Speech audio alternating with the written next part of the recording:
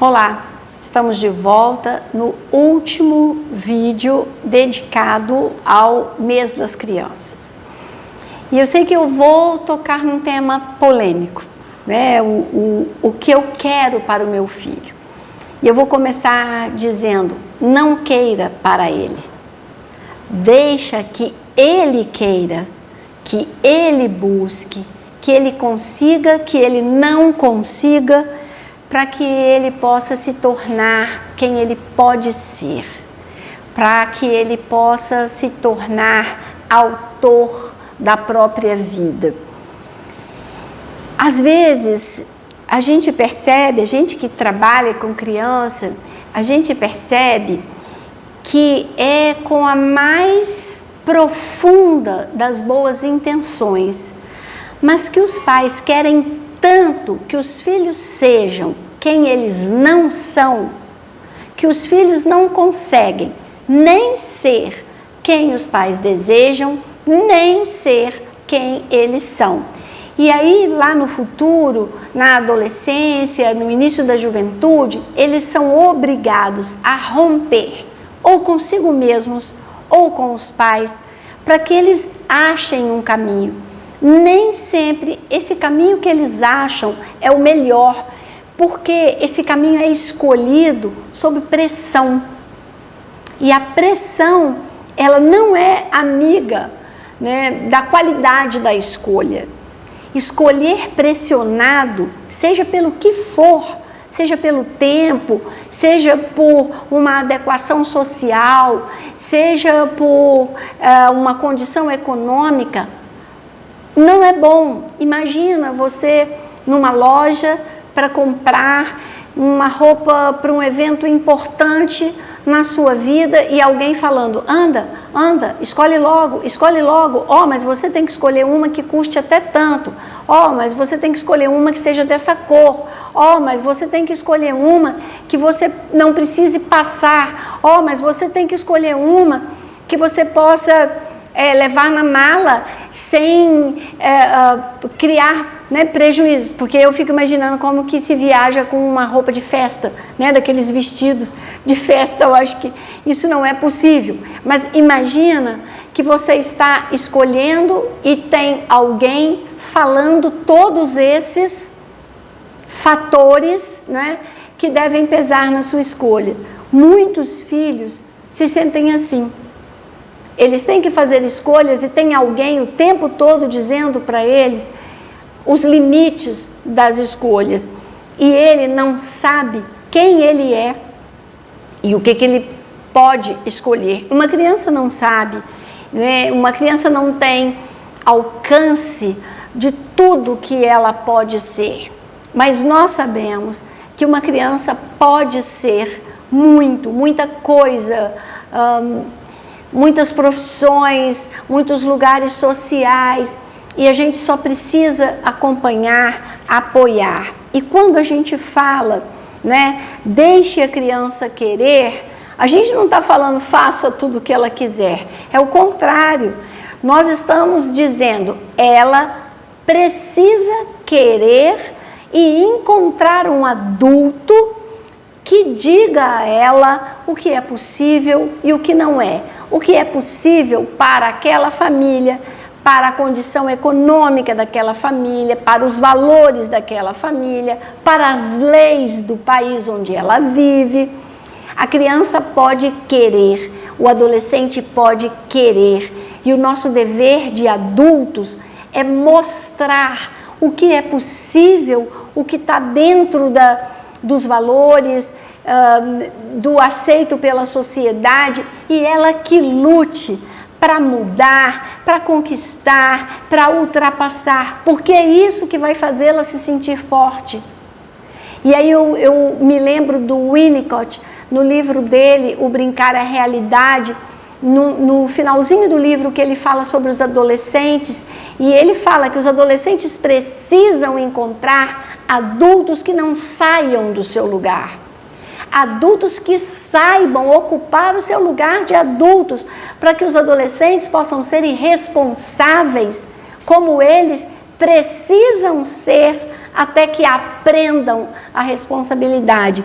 Então a mesma coisa se aplica às crianças. Deixem que elas queiram. Não queiram para elas, não queiram por elas, mas estejam apostos para protegê-las da própria inexperiência, da própria incapacidade de avaliar as situações. Mas deixe que elas queiram, deixe que elas tentem. A Montessori fala, não faça para uma criança nada que ela já seja capaz de fazer por si mesma, né? Então não queira por ela, não faça por ela, mas esteja a postos, esteja na arena, segure a mão dela, olhe nos olhos, abrace de verdade, ofereça o ombro, porque situações desafiadoras e frustrações só fortalecem a criança e o adolescente quando, junto com essas situações desafiadoras, com essas frustrações, estão o apoio e o acolhimento. A gente está vendo, né, num contramovimento, né, dessa permissividade muito grande, alguém falar, não, a criança tem que passar por dificuldades, e alguém entender que tem que fazer dificuldade para a criança. Não é isso. Você não vai criar situações difíceis para a criança, mas você não vai impedir que ela enfrente situações difíceis. Há alguns dias atrás, eu estava conversando com uma odontopediatra e ela falou para mim da grande preocupação dela com pais. Ela é odontopediatra numa capital e ela estava falando da grande preocupação com pais que chegam levando a criança para o tratamento dentário e querem que a criança seja sedada para ela não ver que ela vai sentir dor, para ela não ver que ela vai passar por uma situação difícil. E o que me assusta é que esses pais não têm medo da sedação, que é um risco.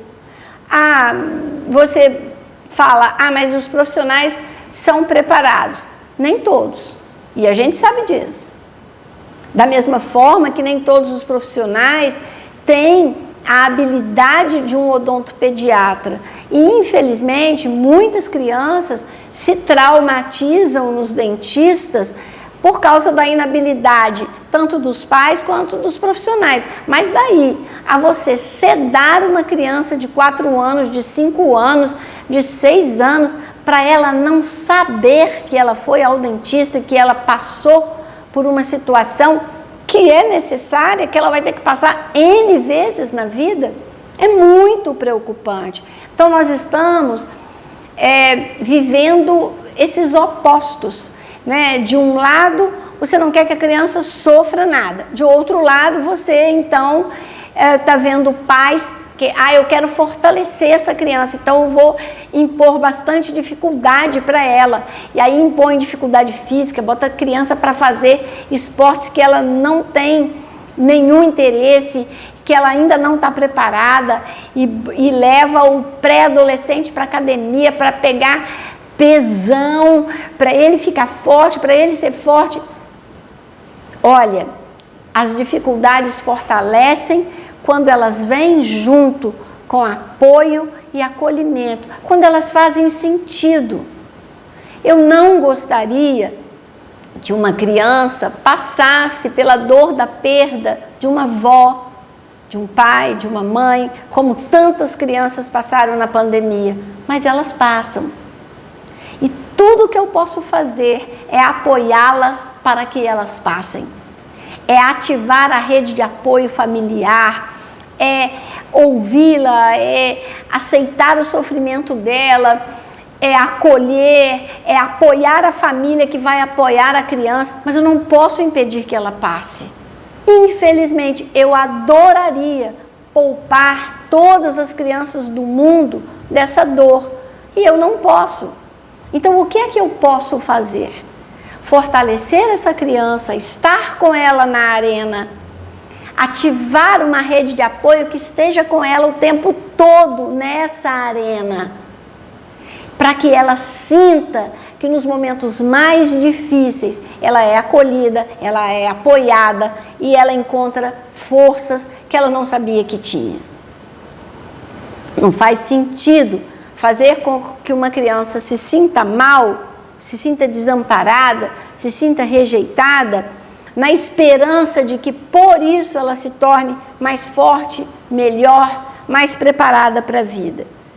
O que prepara para a vida é afeto, é amor, é confiança, é segurança, é referência, é certeza de pertencimento. As dificuldades fazem parte e elas vão ser apoiadas por todas essas coisas, pelo pertencimento, pelo apoio, pela mão na mão, pelo abraço, pelo ombro, pela participação e pela presença desse adulto de confiança. O cérebro infantil não se torna forte diante de situações difíceis. Ele se fortalece quando se sente seguro e amado diante daquilo que enfrenta. E aí nós vivemos esses extremos. A gente não deixa a criança enfrentar nada, ela não parte a carne, ela não serve o suco, ela não arruma a cama, ela não dá laço no sapato, ela não aprende a usar a duchinha ou papel higiênico, ela não pega água no filtro ou na geladeira, e a gente quer que ela seja forte. Mas essas são as coisas que ela precisa fazer na infância, para que ela vá aprendendo que aprender a fazer coisas que antes ela não sabia faz parte da vida. E que ela vai ter muitos desafios ao longo da vida, mas que ela é capaz de vencer. Porque eu já falei isso há alguns poucos vídeos atrás. A mensagem que você manda para a criança, quando você não deixa que ela faça nada, é que você não confia nela. Se você não confia nela, e você é a pessoa de referência dela, de segurança dela, ela conclui que você tem razão. Ela não é confiável, ela não sabe, ela não pode, ela não vai conseguir. E isso é perigoso para a vida dela. E eu tenho visto muito nos últimos tempos uma postagem que fala mais ou menos assim: quando você só critica, quando você desvaloriza, desqualifica, ridiculariza a sua criança, ela não deixa de te amar, ela deixa de se amar. Isso é verdade. E eu quero que você pense que quando a criança deixa de se amar, ela abre portas para que aconteça a ela, na infância, na adolescência, na vida adulta, tudo que você não deseja que aconteça. A porta aberta para qualquer tipo de abuso é exatamente essa. Não se achar digno de amor, não se achar digno de respeito. Essa é a porta aberta para qualquer tipo de abuso, para relações abusivas no trabalho, para abuso sexual de criança, adolescente, para relações amorosas abusivas, para maus tratos de outras crianças no futuro. Então, isso é muito importante, porque isso diz do presente e do futuro. Como diz a Lia Luft, a infância é o chão sobre o qual caminharemos para o resto de nossas vidas. Como diz o Winnicott, a criança é o pai do homem.